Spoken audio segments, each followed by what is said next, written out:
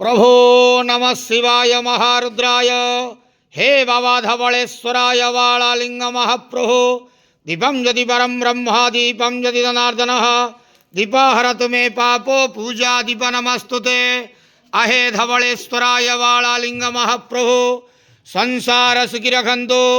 आज देवाभिषेक पूर्णिमा पौष पूर्णिमा शुभ शनिवार रे समस्त श्रद्धालु भक्त मानक आश्रीपद करंतु मनस्कामना पूर्ण करंतु कर्म क्षेत्रोन्नति करंतु ग्रहिष्ठ खंडन करंतु जगतर मंगल करंतु विश्वर कल्याण करंतु आपणकर नाम विख्यात करंतु सेवकर डाक श्रवण करंतु समस्त गुआवसा भक्त मानकर मनस्कामना पूर्ण करंतु जो जो भक्त माने आपण पाखरे मानसिक रखिछंती तांका मानसिक पूर्ण करंतु। बाबा धवलेश्वराय वालालिंगाय नमो नमः। संसार सुखी रखंतु आनंद गवार हरि बोलो।